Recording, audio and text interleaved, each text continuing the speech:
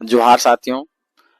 जैसा कि हम लोग मैथ प्रैक्टिस कर रहे थे और आगामी एग्जाम आरआरबी ग्रुप डी का नोटिफिकेशन भी आ गया है, एग्जाम डेट आउट हो गया है ना। तो हम लोग मैथ प्रैक्टिस कर रहे थे और मैथ प्रैक्टिस हम लोग हर बार 25 बाय 25 क्वेश्चन को देख रहे थे। हम लोग का टारगेट है कि मैथ में हमारा 25 आउट ऑफ 25 क्वेश्चन सही हो जाए।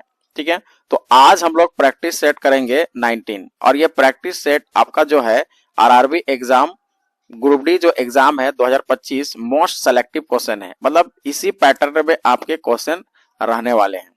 तो इस वीडियो को एकदम अंत तक देखिएगा, तो आपको वीडियो को देखने के बाद आपको हमको डेफिनेटली हमें पता है कि आपका बेनिफिट होगा। ठीक है, इसलिए शुरू से लेके अंत तक वीडियो को आप देखिएगा। चलिए, तो हम लोग देखते हैं आज का हमारा पहला सवाल क्या है कि संख्या 57, 69, 116 निम्नलिखित में से किस संख्या से विभाज्य होगा। अब देखिए यहाँ पर आपके पास नंबर जो है 57691116 है। अब लास्ट में देखिएगा कि लास्ट में हमारा इवन नंबर है, तो सबसे पहला तो ये 2 से डिविजिबल होगा ही होगा। लेकिन इसके अलावा हमको देखना है कि यहाँ पर ऑप्शन में 2 नहीं है तो 4 दिया हुआ है। तो 4 से डिविजिबल के लिए हम आपको बताए थे कि 2 का मल्टीपल, ये 2 का स्क्वायर है, तो 2 का स्क्वायर है, इसका मतलब लास्ट का 2 डिजिट आपका क्या होना चाहिए, 4 से डिविजिबल होना चाहिए, तब जाके वो क्या होगा, वो 4 से डिविजिबल होगा। तो देखिए, तो इसका लास्ट का 2 डिजिट हमारा 16 है, तो आप 16 को देखेंगे कि 4 से आराम से ये क्या हो जाएगा, डिविजिबल हो जाएगा। इसका मतलब हमारा पहला ही ऑप्शन क्या हो जाएगा, सही हो जाएगा 4। ठीक है, एकदम आसान तरीके से क्वेश्चन को सॉल्व करना है। देखिए अगला प्रश्न हमारा क्या है कि सेकेंड नंबर कहता है कि 4200 के गुणनखंडों की संख्या ज्ञात करें। तो देखिए संख्या ज्ञात करने के लिए आपको सबसे पहले क्या करना पड़ेगा कि 4200 को फैक्टराइज करना होगा। और फैक्टराइज चलिए हम लोग करते हैं इसको, प्राइम फैक्टराइजेशन। अब इसको 2 से भागा देंगे तो ये हमारा क्या होगा, 2 दूना 4, 2 1 2 0 0। फिर हमारा 2 से जाएगा तो 2 1 2, यहाँ 0 देंगे, 2 5 10 0। फिर 2 से जा रहा है, 2 5 10, 2 दूना 4, 2 5 10। फिर अब देखिए 5 से जा रहा है, 5 1 5, है ना। अब 0 देंगे, 5 5 25। फिर हमारा 5 से जाएगा, 5 दूना 10, 5 1 5। अब देखिए 3 से भी जा रहा है तो 3 7 21। अब यहाँ पर आप देख सकते हैं कि इसका जो फैक्टराइजेशन हमारा हो गया 4200 का, तो 4200 का फैक्टराइजेशन हमारा कितना आ रहा है, 2 का पावर में 3 है, 5 का पावर में हमारा 2 है, और 3 का पावर 1 है, और 7 का पावर 1 है। अब यहाँ पर गुणनखंडों की संख्या आपको निकालना है। अब देखिए गुणनखंडों की संख्या निकालना है, तो गुणनखंडों का संख्या नंबर ऑफ फैक्टर हमारा क्या होगा, नंबर ऑफ फैक्टर के लिए हम आपको बताए थे कि क्या करना है कि जिसका जितना पावर है। अब देखिए 2 का पावर 3 है, तो पावर में 3 है तो 3 को 1 बढ़ा के लिखेंगे तो कितना हो जाएगा, 4। अब 5 का पावर 2 है, तो 2 का पावर 2 को हम लोग 1 बढ़ा देंगे तो हमारा हो जाएगा 3। अब 3 का पावर 1 है, तो 1 में से 1 बढ़ा देंगे तो हमारा हो जाएगा 2। अब 7 का पावर 1 है, तो 7 में से 1 बढ़ा देंगे तो हमारा कितना हो जाएगा, 2। अब आप इसको मल्टीप्लाई कर दीजिए, यही इसका क्या हो जाएगा, गुणनखंडों की संख्या हो जाएगा। देखिएगा 4 तिया 12, 12 दूना 24, और 24 दूना कितना हो जाएगा, 48। तो इसका सही आंसर जो होगा ऑप्शन नंबर ए हो जाएगा। चलिए अब आगे हम लोग देखते हैं कि ये क्वेश्चन हमारा क्या कहता है, कहता है कि 213। अब आप देखिएगा कि 213 का पावर हमारा 6 है। अब कहता है कि इसका अंतिम अंक क्या होगा, यानी कि लास्ट डिजिट, कहने का मतलब यूनिट डिजिट है, तो इसका ना यूनिट डिजिट को पकड़ेंगे। अब 3 का पावर हमारा 6 है, तो 3 को आप 4 बार से क्या होगा कि 3 का पावर, जैसे अब आप यहाँ पर एक प्रैक्टिकली करते हैं कि 3 का पावर 1 करेंगे तो हमारा क्या होगा, 3 होगा। 3 का पावर 2 करेंगे तो 3 तिया 9 होगा, इसका यूनिट डिजिट हमारा 9 हो जा रहा है। फिर 3 का पावर यदि हम 3 कहेंगे तो 3 तिया 9, और 9 तिया कितना हो जाएगा, 7, इसका यूनिट डिजिट हमारा 7 हो जा रहा है। अब 3 का पावर हम 4 करेंगे तो 3 तिया 9, 9 तिया 27, और 27 को 3 से आप गुना करेंगे तो हमारा कितना होगा, 27 को हम 3 से गुना करेंगे तो 3 7 21 होगा, हाथ में 2, 3 दूना 6, और 6 और 2 कितना हो जाएगा, 8, यानी कि 81 आ रहा है 81। अब 81 देखेंगे लास्ट में हमारा डिजिट क्या हो रहा है, 1 हो रहा है, यानी कि आपका 3 9 7 और 1 ही रिपीट करेगा। अब जैसे ही हम 3 का पावर 5 करेंगे तो आपको ध्यान से देखिएगा कि पहले हमारा 81 हो चुका है, अब उसमें से 3 हम मल्टीप्लाई करेंगे तो 3 1 3 हो जाएगा, 3 8 24 हो जाएगा। अब आप यहाँ से फिर से देख सकते हैं कि यहाँ 243 के बाद ये पहला रिपीट कर गया जो हमारा पावर 1 में हो रहा था। इससे आपको एक चीज का आप देखेंगे कि यहाँ पर हर 4 पावर के बाद क्या हो जा रहा है, रिपीट करते चला जा रहा है। अब आप इस क्वेश्चन को बनाने का सोचिए कि कैसे बनेगा। अब 213 का पावर 6 है, तो इसका मतलब यूनिट डिजिट हमारा कितना है, यूनिट हमारा 3 है और 3 का पावर 6 करना है। तो इसको क्या करना पड़ेगा कि हर बार 4 बार में रिपीट कर रहा है तो इसको 4 से डिवाइड कर दीजिए, यानी कि पावर को। तो 3 का पावर अब 4 से डिवाइड करेंगे तो रिमाइंडर हमारा कितना बचेगा, 2, यानी कि 3 का पावर अब 2 ही आपको देखना है। तो 3 3 9, लास्ट में हमारा कितना आया, 9 आया, यानी इसका यूनिट डिजिट जो होगा हमारा 9 होगा। और ऐसे आप नहीं करेंगे तो सिंपली आप 3 का पावर 6 बार आप लिख दीजिए, 3 गुने 3 गुने 3 गुने 3 गुने 3, 1 2 3 4 5 और ये 6। अब इस तरह से आप गुना कर दीजिएगा, उससे भी हमारा यूनिट डिजिट आ जाएगा। कैसे आएगा देखिए, 3 तिया 9 हुआ, 9 तिया 27 हुआ, तो 27 को 7 पकड़ना है, 7 तिया 21 हुआ, 1 हुआ, 1 3 3 और फिर 3 को 3 से गुना करेंगे तो 9 आएगा। इस तरह से भी आपका क्या हो सकता है, बन सकता है। लेकिन यहाँ पर पावर में यदि 6 था इसलिए हम लोग 6 बार आप लिख दिए, लेकिन मान लीजिए 36 रहता, 37 रहता, 100 रहता, 200 रहता, तब वैसे हम लोग प्रक्रिया करने के लिए क्या करते, 4 से इसको डिवाइड कर देते और जो उसका रिमाइंडर आता, रिमाइंडर आने के बाद उसका हम लोग पावर देखते, तब जाके हम लोग यूनिट डिजिट निकाल सकते हैं। हम आशा करते हैं कि ये क्वेश्चन आपको अच्छी तरीके से समझ में आ गया होगा। इसी तरह का एग्जाम में आपका आएगा तो यही मेथड आप लगाइएगा, एकदम सही हो जाएगा। ठीक है, चलिए हम लोग अब आगे क्वेश्चन की ओर बढ़ते हैं। देखिए अगला प्रश्न हमारा क्या कहता है कि 78 64 में किस न्यूनतम संख्या का योग करें कि यह पूर्ण वर्ग संख्या बन जाएगा। तो अब आप ध्यान दीजिएगा कि 78 64 किसका वर्ग के आसपास आता है, तो आप इसको क्या करेंगे कि मल्टीप्लाई कर करके आप देख सकते हैं। ठीक है, तो सबसे पहले आप मान लीजिए कि हम अंदाज लगाते हैं कि 86 इसका होगा, 86 के आसपास है। मान लीजिए कि हम 86 का हम स्क्वायर करते हैं तो हमारा कितना आता है, 7396, यानी कि अभी हम इसके आसपास नहीं है। तो थोड़ा सा और बड़ा नंबर लीजिए, 88 को लेते हैं तो हम देखते हैं कि 88 का स्क्वायर हमारा क्या होता है। 88 का हम स्क्वायर देखेंगे तो हमारा हो जाएगा 7744, यानी कि इसके आसपास आ रहे हैं। तो जस्ट इसका एक और आगे बढ़ जाइए, 89 को आप करके देखिए तो 89 का हमारा स्क्वायर क्या होगा। तो 89 का हम जब स्क्वायर करेंगे तो 7921 आ जा रहा है। अब आप देखिए कि इसके करीब आ रहा है, तो अब ये देखिए कि इसके करीब आ रहा है तो इसको आप इससे सबट्रैक्ट कर दीजिए। तो सबट्रैक्ट करेंगे तो अब आप ध्यान देंगे कि कितना आपका आ रहा है। तो जैसे ही इसको सबट्रैक्ट करेंगे तो आप देखेंगे कि यहाँ पर हमारा 57 आ जा रहा है, यानी कि यदि हम इसमें यानी कि 7921 में 57 को ऐड कर दे तो हमारा हो जाएगा 7864, जो कि हमारा एक परफेक्ट स्क्वायर है।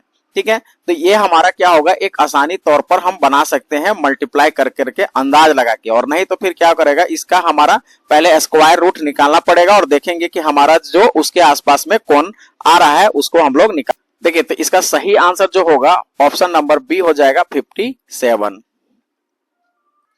देखिए अब यहाँ प्रश्न, इस प्रश्न को हम लोग देखते हैं। यह प्रश्न को हम लोग एक ट्रिक के माध्यम से लगाएंगे, है ना, और ये ट्रिक को आपको याद रखना है। अब ये ट्रिक याद रखेंगे तभी जाके ऐसा क्वेश्चन को बना सकते हैं, अन्यथा आप सोचेंगे ना कि हम ट्रेडिशनल मेथड से इसको बनाएंगे तो कदापि नहीं बन पाएगा। बनेगा लेकिन आपका क्या होगा कि कंपटीशन से आप बाहर हो जाएंगे। ठीक है ना, तो आप इसको कैसे करेंगे, देखिए क्या कहता है कि √56 है, प्लस में फिर √56 है, प्लस में √56 है और सो ऑन, यानी कि इनफाइनाइट नंबर है। अब आपको बोल रहा है कि धनात्मक मान ज्ञात करें, है ना, वर्गमूल का धनात्मक मान ज्ञात करें। तो कुछ भी नहीं करना है आपको, 56 को ऐसे दो भाग में आप तोड़िए जिसके बीच का अंतर हमारा 1 हो, यानी कि बीच का डिफरेंस हमारा क्या होना चाहिए, 1 होना चाहिए। तो 56 को ऐसे दो नंबर में डिवाइड करिए, मतलब उसको तोड़ दीजिए कि उसके बीच का अंतर हमारा 1 हो। डिफरेंस हमारा क्या होना चाहिए, तो याद रखिएगा डिफरेंस हमारा 1 होना चाहिए। तो थोड़ा सा अंदाजा लगाइए, हिट एंड ट्रायल इसको करिए तो देखेंगे कि 7 8 56, यानी कि 8 और 7 का हम जब मल्टीप्लीकेशन करते हैं तो हमारा कितना आता है, 57 आता है। अच्छा 56 आता है, सॉरी 56, 8 7 जा 56, 7 8 56। अब आप यहाँ पर देख सकते हैं 8 और 7 के बीच में डिफरेंस हमारा 1 आ रहा है, यानी अंतर हमारा 1 है। तो ये हमारा जो हम बोले उसमें हमारा फिट हो रहा है। अब आप यहाँ पर देखिएगा दो कंडीशन, यदि हमारा सीरीज में प्लस का साइन होगा तो हमेशा बड़ा वाला को लेंगे, और यदि यही सीरीज में हमारा कुछ इस तरह का रहता 56 माइनस में √56 माइनस में √56 माइनस में डॉट डॉट, है ना, इस तरह से रहेगा तो उसमें हम लोग स्मॉलेस्ट नंबर को लेंगे। तो याद रखिएगा माइनस रहेगा तो स्मॉलेस्ट नंबर को लेना है, और ग्रेटर रहे प्लस रहेगा तो आपको लार्जेस्ट नंबर को लेना है। ठीक है, तो यहाँ पर आपका प्लस का साइन है इसीलिए हमारा बड़ा वाला आंसर होगा। तो इसका सही आंसर होगा यानी ऑप्शन नंबर डी यानी 8 होगा। ठीक है, चलिए हम लोग फिर मिलते हैं अगले क्वेश्चन पर। देखिए नंबर 6 हमारा क्या कहता है, एकदम सिंपल सा सवाल है, कहता है 1472 है, यानी कि दो संख्याओं का गुणनफल कितना है 1472 और उनका मासप्पा यानी कि एचसीएफ हमारा 8 है, तो उसका एलसीएम निकालना है। तो कुछ नहीं करना है, एलसीएम बराबर हम लोग को कर देना है कि दोनों का जो प्रोडक्ट है उसको हमको 8 से डिवाइड कर देना है। 8 से डिवाइड कर दीजिए तो आ जाएगा 184, यानी इसका सही आंसर हो जाएगा ऑप्शन नंबर सी। देखिए 7 नंबर सवाल हमारा बहुत आसान सवाल है। क्या कहता है कि एक गांव की जनसंख्या 18,000 से बढ़कर 22,500 हो गई, तो वृद्धि प्रतिशत ज्ञात करना है। तो देखिए सबसे पहले हमारा 18,000 था, बाद में हमारा 22,500 हो गया, तो भाई यहाँ से कितना का वृद्धि हुआ। तो अब आप यहाँ पर देखेंगे कि कितना का वृद्धि हो रहा है, तो आप देखेंगे कि हमारा 4500 का वृद्धि हो रहा है। ठीक है, तो कितना में वृद्धि हो रहा है, पहले हमारा 18,000 था, है ना, अब उसको परसेंटेज में बदल दीजिए, तो ये हमारा क्या हो जाएगा, वृद्धि परसेंट निकल जाएगा। तो वृद्धि परसेंट, अब इसको काटिए, 10 10 10 10 10 यहाँ से कट जाएगा। अब 18 से 450 को भागा दे दीजिए, तो हमारे पास कितना हो जाएगा 25%। ठीक है, अब इसको काट भी सकते हैं। अब देखिए काटिएगा तो आप कैसे कटता, 2 से काटते, 2 9 18 हो जाता है ना, 2 दूना 4 हो जाता, या फिर आप 9 से काटिए, 9 दूना 18 होता, 9 पचे 45 होता है, फिर 2 से काटते, 2 दूना 4, 2 पचे 10, यानी कि 25% आपका आंसर होगा। ऑप्शन नंबर ए इसका सही आंसर होगा। देखिएगा यहाँ प्रश्न हमारा क्या कहता है, कहता है एक पेन 144 में बेचने पर अनुराग को 1/7 की हानि होती है। फिर कहता है यदि पेन को 189 यानी 189 में बेचा जाए तो लाभ प्रतिशत क्या होगा, ये आपको निकालना है। तो देखिएगा कि अनुराग को क्रय मूल्य पर 1/7 का हानि होता है, तो 1/7 दिया हुआ है, तो हमेशा जो होता है नीचे वाला हमारा क्या होता है सीपी होता है, और ऊपर वाला हमारा क्या होता है प्रॉफिट या लॉस होता है। तो यहाँ पर आप देखेंगे कि लॉस दिया हुआ है, तो पहले आप देखिए कि सीपीयू और एसपी का रेशियो हमारा क्या है। तो सीपी हमारा 7 है और लॉस हमारा 6 है। अब आप ध्यान दीजिए कि एक पेन को 144 में बेचने पर अनुराग को इतना का क्या हो रहा है, हानि हो रहा है। तो हानि हो रहा है इसका मतलब 144 में बेचा जा रहा है, यानी कि 6 का वैल्यू आपका दिया हुआ है भाई, तो 6 का वैल्यू हमारा 144 दिया हुआ है, तो 1 का वैल्यू कितना होगा, 6 से इसको भागा देंगे तो 6 दूना 12 और 6 चौक 24, यानी कि 1 यूनिट का वैल्यू हमारा कितना आ गया 24 आ गया। ठीक है, तो अब कहता है यदि पेन को 189 में बेचा जाता है तो लाभ प्रतिशत ज्ञात करिए। ठीक है ना, अब इसके लिए सबसे पहले हमको सीपी तो पता होगा ना, तो सीपी को जब हम 7 से मल्टीप्लाई करेंगे 24 को, यानी कि 7 गुने 24 हो जाएगा, है ना, और यहाँ पर 6 गुने 24 होगा। ठीक है, तो 7 गुने 24 हमारा कितना आ जाएगा, देखेंगे तो आपका आ जाएगा 168, है ना, और यहाँ से 6 चौक 24, ये तो हमारा 144 पहले से दिया हुआ है, तो हमको सीपी पता चल गया कि ओरिजिनल सीपी हमारा 168 है। अब यहाँ बेचा कितना जा रहा है, तो देखिएगा कि प्रॉफिट तब हमारा हो जाएगा 189 में से आपको क्या करना पड़ेगा 168 को डिवाइड कर देना होगा, और इनिशियल हमारा 168 और इनटू हमारा 100 कर देना होगा, क्योंकि हमको परसेंटेज में निकालना है। क्या निकालना है, परसेंटेज में।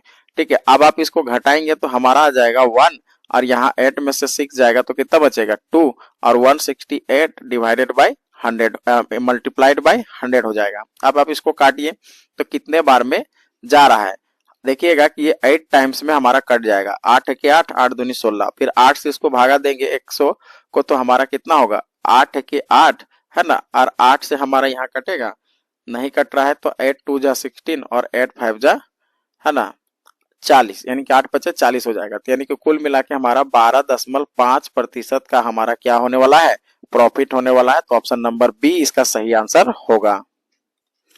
देखिए अगले प्रश्न की ओर हम बढ़ते हैं, तो ये आपका पार्टनरशिप का सवाल है। कहता है ए बी सी 3 व्यक्ति हैं जो अपना पूंजी निवेशित करते हैं। तो ध्यान दीजिए कि पहले हमारा 3 व्यक्ति है ए बी और सी, ये निवेशित कितने करते हैं, तो निवेश हमारा करते हैं किस रेशियो में, तो ये करते हैं 4 5 और 6 के रेशियो में। अब इनका कहता है, अच्छा सॉरी, यहाँ पर पहले ये निवेशित करते हैं, गड़बड़ हो गया। देखिए 9 नंबर सवाल हमारा क्या कहता है कि ए बी सी ने 2 3 5 के अनुपात में पूंजी निवेश किए। तो ये पार्टनरशिप का सवाल है। तो ये ए है, ये बी है और ये सी है। तो ये निवेश कितना किए, पूंजी निवेश करेंगे उसी के अकॉर्डिंग तो उसका पैसा बनेगा। तो ए है सो निवेश करता है 2 का रेशियो, ये 3 का रेशियो और ये 5 का रेशियो। ठीक है, अब कहता है कि कुछ समय के बाद उनके समय का अनुपात जो है ना, तीनों का लगभग तीनों के लाभ का अनुपात होगा। समय का अनुपात देखिए यहाँ पर टाइम आपका दिया हुआ है, यानी कि समय इन लोग पहले 4 का रेशियो में, ये 5 का रेशियो में और 6 का रेशियो में ये लगाते हैं। तो इन लोग का देखिएगा कि लाभ हमारा कैसे निकलेगा, तो अब इसको दोनों को मल्टीप्लाई कर दिए, क्योंकि समय और टोटल निवेश उसी के अकॉर्डिंग में उसका लाभ का रेशियो आएगा। तो 4 दूना 8 हो जाएगा, 5 तिया 15 हो जाएगा और 6 पचे 30 हो जाएगा। ठीक है ना, तो आपका 8 15 30 हमारा इसका आंसर हो जाएगा। 8 15 30 ऑप्शन नंबर सी इसका सही आंसर होगा। अब देखिए अगला प्रश्न हमारा क्या कहता है कि टाइम एंड वर्क से है। 800 आदमी किसी काम को 30 दिन में पूरा करते हैं। तो देखिए यहाँ पर पहले तो आप टोटल काम निकालिए कि टोटल वर्क हमारा कितना है। तो टोटल वर्क हमारा हो जाएगा 800 गुने 30, यानी टोटल काम आपका निकल गया कितना, 24,000। यानी मान लीजिए कि टोटल काम हमारा 24,000 है। फिर कहता है 12 दिन का काम करने के बाद 80 आदमी काम छोड़ देते हैं, तो बाकी बचे लोग द्वारा शेष काम को कितने दिन में पूरा किया जा सकता है। तो देखिए 12 दिन का पहले काम निकालिए कि 12 दिन में कितना काम हुआ। तो 12 दिन का काम, 12 दिन का काम, अब 12 दिन में काम करेगा तो 12 गुने 800 आदमी करेंगे तो कितना काम हो जाएगा, 12 8 96, यानी कि हमारा टोटल 12 दिन में 9600 काम होगा। अब यहाँ पर देखिएगा कि बचा काम हमारा कितना होगा। तो बचा काम आप ध्यान दीजिए कि 12 आदमी 12 दिन का काम हो चुका है, तो बचा हमारा 18 दिन। अब 18 दिन में काम यदि 800 व्यक्ति रहते तो कितना काम होता। तो बचा हुआ काम 18 दिन का निकालिए 800 के हिसाब से, तो हमारा होता 14,400 रहता। लेकिन 14,400 काम होगा, लेकिन 80 आदमी के जाने के बाद। अब अकॉर्डिंग टू क्वेश्चन देखिए कि ये 14,400 जो होगा ये किसके बराबर हो जाएगा, क्योंकि 800 आदमी जो है उसमें से 80 आदमी जा चुके हैं। तो अब आपको निकालना है कि कितना दिन का समय लगेगा। ठीक है, तो 14,400 और आप यहां से सब्ट्रैक्ट कर देंगे तो हमारा कितना हो जाएगा, 720 गुने डी। इधर सॉल्व करते हैं, डी बराबर तब हमारा हो जाएगा 14,400 और बट्टा में हमारा हो जाएगा 720। अब इसको काट दीजिए। अब 72 से इसको डायरेक्टली डिवाइड करेंगे तो हमारा 20 आ जाएगा। तो हमारा 20 दिन में वो क्या करेंगे कि बाकी जो बचे लोग हैं और बाकी जो काम है वो 20 दिन में समाप्त कर सकते हैं। तो ऑप्शन नंबर बी इसका सही आंसर होगा। देखिए हमारा 11 नंबर कहता है कि 2 पाइप एक टैंक को 25 घंटा और 35 घंटे में भर सकते हैं। तो देखिए 2 पाइप है, मान लीजिए कि एक पाइप है जो 25 घंटे में भरते हैं। भरने का मतलब आपको प्लस साइन होगा। जब कभी भी पाइप एंड सिस्टर का क्वेश्चन रहेगा तो यदि भरने का होगा तो आप उसको प्लस का मान के चलिए, और जो खाली करेगा तो उसको माइनस कर दीजिए, क्योंकि उसे पता चल जाएगा कि खाली हो रहा है। तो अब यहाँ दोनों भरने वाला है, तो बी पाइप मान लीजिए कि वो कितना है, 35 आवर में भरता है। तो पहले तो आप निकालिए कि टोटल वहां पर कितना धारिता है, यानी कि टोटल भरने क्या है, टोटल काम या फिर टोटल पानी जो भी है उसमें आपको टोटल निकालिए। तो 25 और 35 का एलसीएम करेंगे तो हमारा टोटल निकल जाएगा, वो जो हो जाएगा 175, यानी कि कुल धारिता आपका कितना निकल गया, 175 है। अब देखिए 25 के हिसाब से हम इसको डिवाइड करेंगे 175 को, तो कितना हो जाएगा, 25 से डिवाइड करेंगे तो 25 सत्ते 175 यानी कि 7 हो जाएगा। 35 से डिवाइड करेंगे तो हमारा 5 हो जाएगा। यानी कि दोनों का एफिशिएंसी पता चल गया, ए का एफिशिएंसी 7 है और बी का एफिशिएंसी 5 है। ठीक है ना।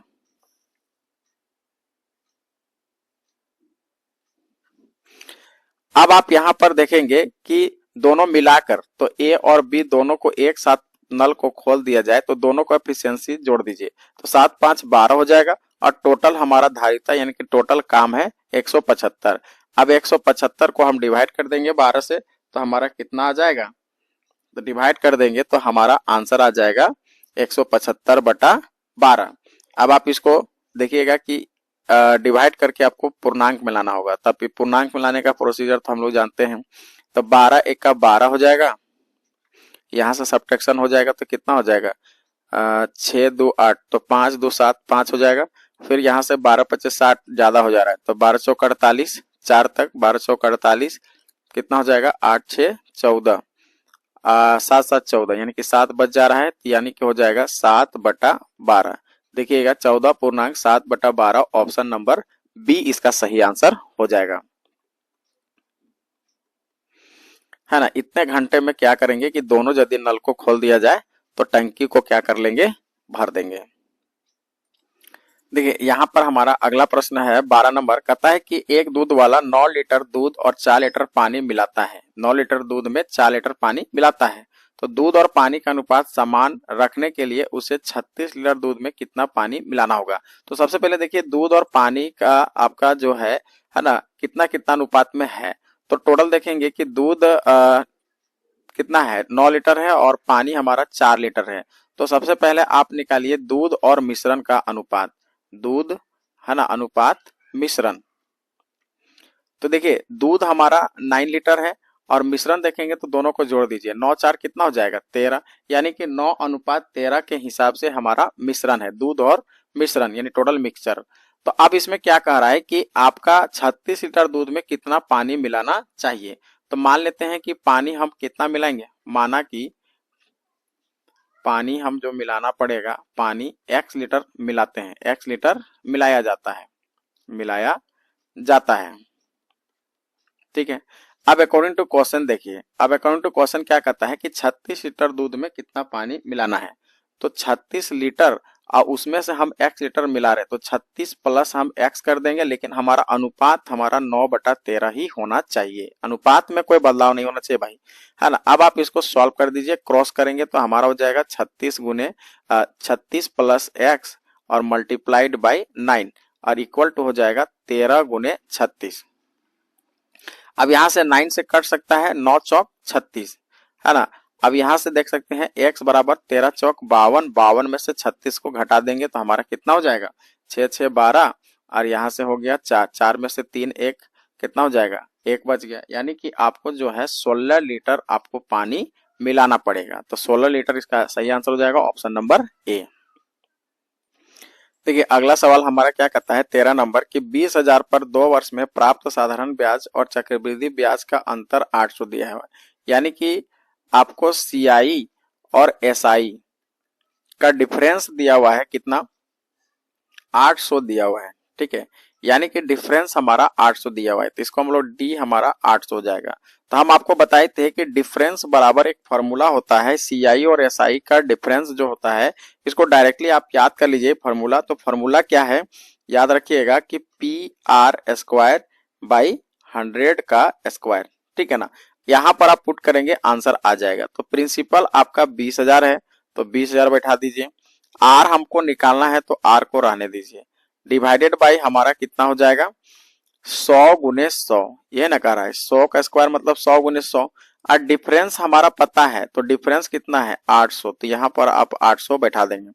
तो यहाँ से 1 0 1 0 1 0 1 0 1 0 1 0 1 0 1 0 कट गया, तो मतलब 2r स्क्वायर, यानी कि 2r स्क्वायर का वैल्यू हमारा 800 आ रहा है, 2 से काट देंगे 2 चौके 8 हो जाएगा, यानी कि r स्क्वायर बराबर हो जाएगा अंडर रूट 400।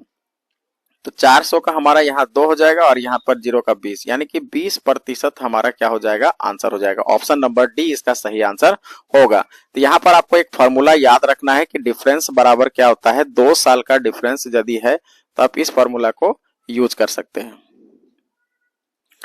देखिए 14 नंबर सवाल हमारा क्या कहता है कि 40 छात्रों की कक्षा में लड़कों और लड़कियों का अनुपात 7:3 है, लड़कों के औसत अंक 65 हैं और लड़कियों के 72 हैं, तो पूरी कक्षा में औसत अंक कितना है। तो देखिएगा 40 लड़कों और लड़कियों का औसत अंक कितना है, तो देखिएगा कि अब आप यहाँ पर देखिए कि लड़के का कुल अंक कितना होगा, लड़के का कुल अंक यानी लड़कों और लड़कियों का औसत अंक जो हमारा दिया हुआ है 7:3 दिया हुआ है। तो लड़कों का सबसे पहले निकालेंगे कि लड़के का कुल अंक कितना है। तो कुल अंक आप देखेंगे तो गुना कर दीजिए कितना 65 को 7 से, तो कितना हो जाएगा 455। अब यहाँ लड़कियों के कुल अंक, तो गर्ल्स का कितना हो जाएगा, तो गर्ल्स का हो जाएगा हमारा 72 गुने 3, तो हो जाएगा 216। अब कुल अंक देखिए, कुल अंक हमारा कितना हो जाएगा, कुल अंक आपके पास दोनों को जोड़ दीजिए 455 और 216, ठीक है, दोनों को जोड़ेंगे तो हमारा आ जाएगा 671। अब आप इसका संख्या हमारा देखेंगे 40 छात्रों के कक्षा में है और संख्या में हमारा देखिए, संख्या में टोटल कितना है, रेशियो में 7 3 10 है। ठीक है, तो 10 के बराबर आपको निकालना है कि कितना होगा। तो 7 और 3 10 हुआ, तो हमारा जो औसत होगा वो औसत कितना हो जाएगा, 671 को हम 10 से डिवाइड कर देंगे तो हमारा हो जाएगा 67.1। तो 67.1 ही इसका क्या होगा, एवरेज हो जाएगा। ऑप्शन नंबर ए इसका सही आंसर होगा। ये 16 नंबर सवाल हमारा क्या करता है कि एक नाव शांत जल में गति हमारा 20 किलोमीटर है। तो शांत गति में हमारा मान लेते हैं कि नाव की गति का चाल हमारा कितना है शांत में। तो शांत जल में हमारा नाव का गति को हम मान लेते हैं कि ए है। तो ए हमारा यहाँ पर दिया हुआ है 20 किलोमीटर पर आवर। ठीक है, और नाव की धारा के विपरीत हमारा जो है, धारा के विपरीत नाव की गति हमारा कितना दिया हुआ है, 20 किलोमीटर दूरी में 4 घंटे तय करती है। तो विपरीत दिशा में जो हमारा चाल होगा वो क्या है,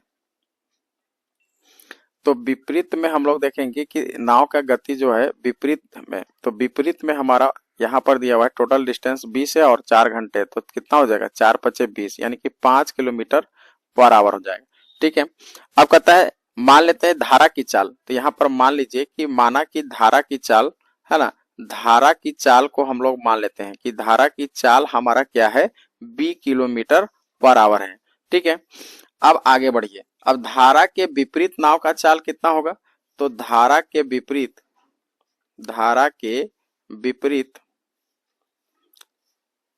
नाव की चाल, तो ये हमारा क्या हो जाएगा a माइनस बी। जबकि आप देखेंगे कि ये हमारा दिया हुआ है कि धारा के विपरीत हमारा जो है वो 5 किलोमीटर के हिसाब से चल रहा है। तो 5 के बराबर a हमारा 20 है और b हमको निकालना है।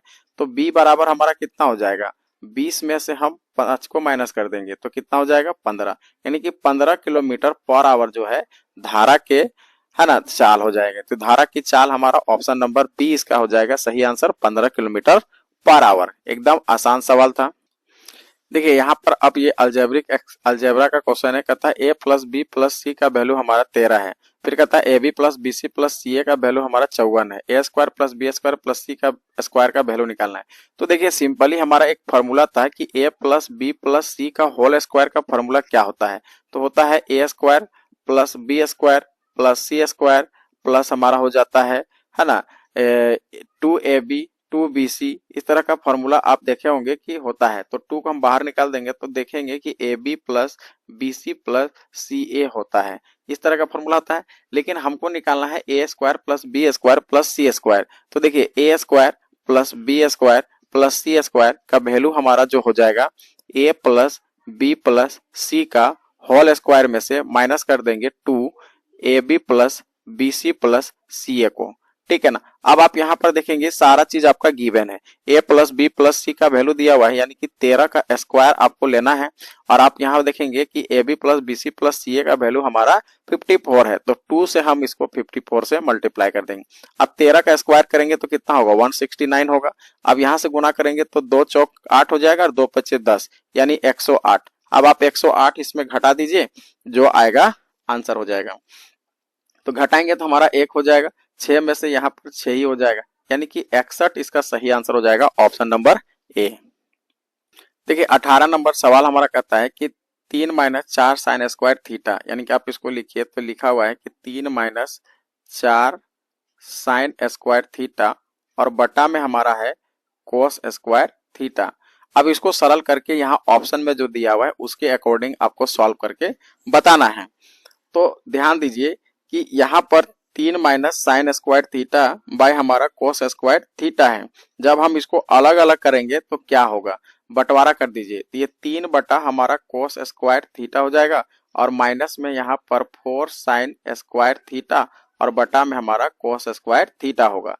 अब आप ध्यान दीजिए कि 1 बाय कोस स्क्वायर थीटा का वैल्यू हमारा कितना हो जाता है, सेक स्क्वायर थीटा हो जाता है। तो यहाँ से हो जाएगा 1 बाय कोस स्क्वायर थीटा बराबर यहाँ पर सेक स्क्वायर थीटा। तो 3 हमारा ऊपर में तो 3 मल्टीप्लाई हो जाएगा। अब साइन बाय कोस हमारा क्या होता है, साइन बाय कोस 10 होता है। तो यहाँ से हो जाएगा 10 स्क्वायर थीटा। अब देखिए क्या यहाँ तक में कोई क्वेश्चन हमारा मिल रहा है क्या, तो 3 सेक स्क्वायर माइनस 4 10 थीटा क्या मिल रहा है। नहीं मिल रहा है तो आप इसको आगे बढ़ाएंगे। अब इसको और आगे बढ़ाएंगे तो ध्यान से देख सकते हैं कि जब हम 3 सेक स्क्वायर थीटा को यहाँ पर लिख सकते हैं 3 सेक थीटा, और यहाँ से आप क्या कर सकते हैं कि 3 टेन स्क्वायर थीटा और माइनस में आप फिर टेन स्क्वायर थीटा को ऐसा फैला के लिख सकते हैं। ठीक है, अब आप यहाँ पर देखेंगे कि यहाँ से दोनों में कॉमन आ जा रहा है 3 और ये हो जा रहा है सेक स्क्वायर थीटा और माइनस में टेन स्क्वायर थीटा, और माइनस में हमारा अपने जगह टेन स्क्वायर थीटा रहेगा। थोड़ा सा आगे इसको बढ़ाते हैं। अब आप यहाँ से देख सकते हैं कि सेक स्क्वायर थीटा और माइनस में टेन स्क्वायर थीटा एक फार्मूला ले लेगा, और वो फार्मूला हमारा क्या होगा भाई, तो ये हो जाएगा हमारा 1। अब ये पूरा 1 हो गया तो खत्म हो गया। अब यहाँ माइनस में हमारा बच जाएगा टेन स्क्वायर थीटा। अब आप देख सकते हैं कि ऑप्शन के अकॉर्डिंग आपका आंसर आ चुका है, तो ऑप्शन नंबर डी इसका सही आंसर होगा। देखिए यहाँ पर हमारा त्रिभुज से रिलेटेड एक सवाल है, कहता है ज्योमेट्री का पार्ट है, कहता है कि ट्रायंगल ए बी सी। अब यहाँ देखिए ए बी सी हमारा क्या है, एक राइट एंगल ट्रायंगल दिखा रहा है। देखिएगा कि ए बी सी जो है हमारा क्या है, राइट एंगल ट्रायंगल है, जिसमें हमारा बी हमारा 90 डिग्री है। तो यहाँ ए हो जाएगा, यहाँ बी हो जाएगा और यहाँ सी हो जाएगा। अब कहता है कि बी ए यानी कि ए बी और बी सी आपस में बराबर है, ये और ये दोनों क्या है, बराबर है, यानी ए बी बराबर बी सी, ये हमारा दिया हुआ है। और एंगल ए और एंगल सी क्रमशः होंगे। अच्छा बताइए, तो डायरेक्टली आपका आंसर हो गया भाई। देखिए तो जब ये 45 है, हम लोग जानते हैं जब दो भुजाएं आपस में बराबर है, जो भुजा आपका बराबर है तो यहाँ का एंगल और यहाँ का एंगल आपस में बराबर ही होता है। जब ऐसा होता है तो एंगल ए और एंगल बी हमारा क्या होगा, बराबर होगा। अब जब यहाँ पर 90 है तो इसको हम लोग अपने से लेट कर लेते हैं कि ये दोनों क्या होगा, x होगा। अब इसको हम x ले लेंगे, इसको x ले लेंगे, तो हम लोग जानते हैं कि ट्रायंगल का टोटल सम हमारा कितना होता है, 180 होता है। x यहाँ से 2x और हमारा 180 होता है, उसमें से 90 को हम सब्ट्रैक्ट कर देंगे तो x का वैल्यू हमारा कितना हो जाएगा, 90/2 डिवाइड करेंगे तो हमारा हो जाएगा 45। तो ये हमारा इसका आंसर हो जाएगा, यानी कि दैट मीन्स हमारा ऑप्शन बी इसका सही आंसर होगा, 45 डिग्री एंड 45 डिग्री। देखिए ये हमारा सवाल कहता है कि ये निर्देशांक ज्यामिति से यानी कि कोऑर्डिनेट ज्योमेट्री से रिलेटेड प्रश्न है। कहता है कि समीकरण 6x - 3y + 10 = 0, 2x - y plus में 9 = 0 है, किस प्रकार के रेखा निरूपित करते हैं। तो इसके लिए आपको क्या करना पड़ेगा कि सबसे पहले एक इक्वेशन 6x - 3y + 10 = 0, सबसे पहले इसका m1 निकालिए। तो m1 बराबर फॉर्मूला होता है कि x का गुणांक आपको लिखना है और बटा में आपको क्या करना है, y का गुणांक लिखना है, y का गुणांक। ठीक है, अब आप यहाँ पर देखिए x का गुणांक हमारा कितना है, माइनस में बाहर में रहेगा तो ये हो जाएगा 6 और नीचे हमारा माइनस में 3 है, तो ये माइनस माइनस कैंसिल हो जाएगा, तो 3 से 3 दूना 6, तो इसका 2 आया। उसी प्रकार से आपको दूसरा इक्वेशन को देखना है कि 2x - y + 9 = 0 है, तो यहाँ पर इसका m2 निकालेंगे तो m2 हमारा क्या होगा, तो सेम फॉर्मूला यहाँ पर भी होगा। तो x का गुणांक हमारा 2 है और y का गुणांक -1 है, ये कट जाएगा तो हमारा कितना आ गया, 2 आ गया। इसका मतलब m1 और m2 हमारा बराबर हो गया, कितना है, 2 है। जब m1 और m2 आपस में बराबर हो गए, इसका मतलब रेखाएं क्या हैं, पैरेलल हैं। तब हमारा रेखा जो होगा वो पैरेलल हो जा रहा है, यानी कि समांतर होगा। क्या होगा, समांतर। ठीक है ना। तो जब हमारा m1 और m2 बराबर हो गया, इसका मतलब दो रेखाएं जो हैं वो कहीं ना कहीं पैरेलल लाइन दिखाएंगे, इसलिए इसका सही आंसर होगा ऑप्शन नंबर बी। देखिए यहाँ पर कहता है एक आयताकार भूखंड की 3 चक्करों के घेरने के लिए 2250 मीटर तार का उपयोग किया जाता है। भूखंड की लंबाई चौड़ाई से 5 मीटर अधिक है, तो भूखंड की लंबाई ज्ञात करें। तो देखिए यहाँ पर चौड़ाई को हम लोग मान लेते हैं कि चौड़ाई हमारा, देखिए चौड़ाई हमारा आयताकार है कुछ इस तरह का है, तो चौड़ाई को हम लोग x ले लेंगे तो हमारा लेंथ हमारा कितना हो जाएगा, x + 5, क्योंकि 5 मीटर अधिक है। अब अकॉर्डिंग टू क्वेश्चन सेट करेंगे कि जब हम इसका है ना एरिया निकालेंगे तो हमारा क्या होता है, लेंथ इंटू ब्रेथ होता है। ठीक है, लेंथ इंटू ब्रेथ होता है। तो भूखंड की लंबाई ज्ञात करना है, तो भूखंड की लंबाई हमारा क्या होगा, इसको निकालना होगा। अब देखिए यहाँ पर एरिया नहीं दिया है, लेकिन क्या है कि तार इसमें बांधा गया है 2250 मीटर, है ना, 3 चक्कर लगाया गया है, तो 3 चक्कर लगाया गया है, तो इसका परिमाप निकालिए। तो देखिए परिमाप बराबर हमारा कितना होता है, 2 × L + B होता है। और 2 × L+B का हम लोग देखेंगे तो दिया हुआ है भाई, कितना दिया हुआ है 2250 को 3 चक्कर लगाया तो उसको 3 से डिवाइड कर दीजिए और इधर हमारा परिमाप लिख देंगे तो 2 × x + x + 5 हो जाएगा। अब आप इसको सॉल्व कीजिए तो यहाँ से कटेगा तो x हमारा 2x हो जाएगा, तो 2x प्लस क्या हो जाएगा 2x + 5 है ना, और इधर से मल्टीप्लाइड में 3 हमारा आ जाएगा और इधर से 2250 को हम 2 से डिवाइड कर देंगे। 2 से डिवाइड करेंगे तो 2 × 2 2 × 2 2 दूना 4 2 × 5 10, यानी कि हमारा हो जा रहा है 3 दूना 6x और 5 × 3 15 बराबर 1125। अब 6x बराबर हमारा 1125 में से 15 सब्ट्रैक्ट हो जाएगा तो x का वैल्यू हमारा आ जाएगा यहाँ से 0 और यहाँ से 1 और 1 और 1 और बटा में 6। अब 6 से इसको भागा दे देंगे जो आएगा आंसर, तो 1110 को हम 6 से भागा दीजिए जो आएगा आपका आंसर हो जाएगा। देखिए तब भागा दे दिए होंगे तो हमारा आंसर कितना हो जाएगा, 6 से भागा देंगे तो हमारा हो जाएगा 185, यानी कि 185 मीटर जो है उसका आंसर हो जाएगा। ऑप्शन नंबर ए इसका सही आंसर है। देखिए ये हमारा समांतर श्रेणी यानी कि है ना, समांतर श्रेणी से प्रश्न है, कहता है 2 7 और 12 और 15 का 10वां पद क्या होगा। ठीक है ना, तो सबसे पहले आप यहाँ पर कॉमन डिफरेंस निकालिए, तो 7 में से 2 जाएगा तो कितना बचेगा 5 बचेगा और हमको निकालना है a टर्न, तो एक a टर्न a + 1 कम होता है 9d। ठीक है ना, तो a हमारा 5 है और 9 को हम d से मल्टीप्लाई कर देंगे। अच्छा a मेरा 2 है तो 2 हो जाएगा, 9 को 5 से मल्टीप्लाई कर देंगे तो यहाँ 2 हो जाएगा, 9 × 5 = 45, 45 में 2 जोड़ देंगे तो कितना हो जाएगा 47। इसका सही आंसर हो जाएगा ऑप्शन नंबर सी। देखिए यहाँ पर ताश से रिलेटेड हमारा प्रोबेबिलिटी क्या है, प्रोबेबिलिटी एकदम अच्छे तरीके से आप लोग 10वें क्लास में पढ़े होंगे। कहता है ताश की गड्डी में फेस कार्ड निकालने की संभावना क्या। देखिए तो टोटल हमारा 52 गड्डी होता है, तो प्रोबेबिलिटी ऑफ फेस कार्ड, तो फेस कार्ड का आपको निकालना है, तो फेस कार्ड में टोटल तो हमारा 52 होगा, तो फेस कार्ड हमारा टोटल कितना होता है, तो हर 4 प्रकार का कार्ड होता है, चारों में से 3-3 प्रकार का हमारा क्या होता है फेस कार्ड होता है, तो टोटल कितना होगा 4 या 12, यानी कि 12 कार्ड जो है हमारा क्या है फेस कार्ड है, तो 12 हमारा ऊपर हो जाएगा। अब इसको काट दीजिए, कटेगा क्या, कटेगा तो आप काट दीजिए, कितना से कटेगा 4 से काटेंगे, 4 × 3 = 12, 4 से यहाँ 4 × 4 4 × 3 = 12, यानी कितना हो जा रहा है 3/13, तो 3/13 ऑप्शन नंबर सी इसका सही आंसर होगा।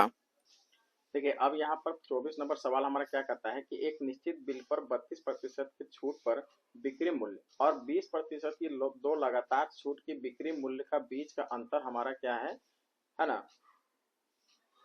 देखिएगा 24 नंबर प्रश्न हमारा क्या कहता है कि निश्चित बिल पर 32% की छूट दी जाती है, तो एक प्रकार का बिल है जिसमें 2 तरह का छूट दिया जाता है, एक तो हमारा डायरेक्टली बिल करवाएं और 32% का डिस्काउंट हो गया। अब क्या हुआ कि बारी बारी से अलग अलग, जैसे हो सकता है कि आप पैंट खरीदे उसमें 20% दिया, फिर अगले शर्ट खरीदे तो उसमें भी 20% का छूट दिया, तो 2 अलग अलग प्रकार के छूट दिए जाते हैं। और मान लीजिए कि हमारा टोटल हमारा 100 रुपया उसका दाम था, तो पहले 32% का डिस्काउंट होगा तो हमको बेचना कितना में पड़ेगा, तो 100 में से 32 को घटा दीजिए तो कितना आ जाएगा। देखिएगा 100 में आप 32 घटाएंगे तो सिंपली हमारा कितना आएगा 68% आ जाएगा, यानी कि 68 का बिक्री होगा। और उसी तरह आप 20% का 2 लगातार छूट क्रमिक छूट निकालिएगा तो 20 + 20 है ना, माइनस में करिएगा तो कितना हो जाएगा माइनस माइनस प्लस 20 × 20 और बटा में 100। जब आप इसको सॉल्व करिएगा तो यहाँ से हो जाएगा 40 और प्लस में हमारा यहाँ 4, यानी कि आप देखेंगे कि घटाएंगे तो हमारा 38 है ना, 4 2 6 यानी कि 32 आएगा, कितना आएगा 32, 6 4 10 यानी 36 आएगा, 36% का डिस्काउंट। तो 100 में से 36% डायरेक्टली हम डिस्काउंट करेंगे तो कितना हो जाएगा 36 64, यानी कि 64 का अंतर हमारा आ गया। तो बीच का अंतर हमारा कितना हो रहा है 4% का अंतर हो रहा है, तो 4 का बराबर यहाँ तो 25 दिया ही थे, 1 के बराबर हमारा 25/4 दिया है, तो हमको 100 का वैल्यू निकालना है, तो 25/4 और गुना में हमारा कितना हो जाएगा 100 हो जाएगा। अब इसको 4 से हम डिवाइड करेंगे तो 4 दूना 8 4 5 20, यानी कितना हो जाएगा 25 25 है 625, यानी 625 रुपया उसका क्या होगा मूल राशि होगा। तो 100 के बराबर हमारा मूल राशि मान ही लेते हैं 100 है ना, तो 100 के बराबर हमारा कितना आ गया 625। तो इसका आंसर बहुत आसान था, है एकदम रेशियो मेथड से इसको हम लोग बना दिए। देखिए इसको अगला क्वेश्चन हमारा 25 नंबर कहता है कि 9 12 15 और 21 को विभाजित करने पर प्रत्येक स्थिति में 5 शेष बचता है तो वह न्यूनतम संख्या ज्ञात करें।